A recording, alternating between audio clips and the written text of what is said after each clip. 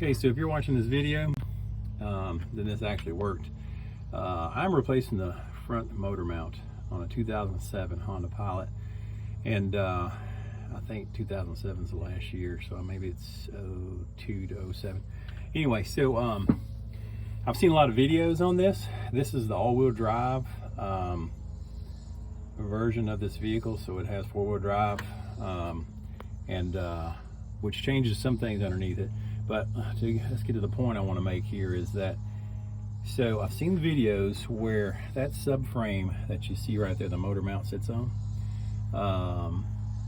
between that and that bracket right there on top of the motor mount, become very difficult. I've seen people pry the subframe apart to get the motor mount in without moving this bracket.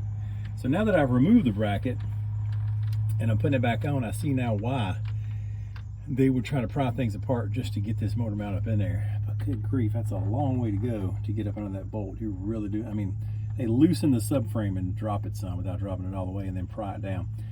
I don't know if that's the way to do it without just dropping the subframe, which might be the best way to do it. But you need to spread apart somewhat the subframe and the motor, even when you've taken it all apart. So the bracket is out, but trying to get it back in and get those 3 bolts to go in the holes and to line up is not easy. So if you pry against the motor and the subframe with a crowbar, you can lift the engine enough to kind of get it started, but it's got a long way to go. So to do that easily and not have it lifted in the air, I'm trying this little bottle jack. That is against the subframe, up against the block of the motor. So don't try this at home, because I could punch a hole in that block doing this.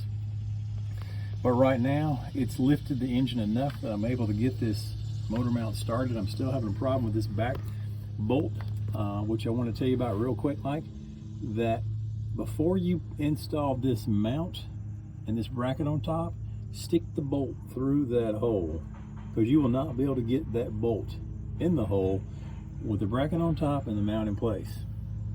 So stick it through the hole. See that shiny bolt right there that's not in yet?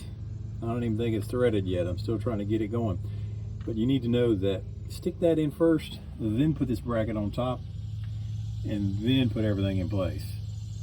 Otherwise, you'll do what I did. Put it all together, then try to do this bolt last, and you can't get it in. You got to take it all apart.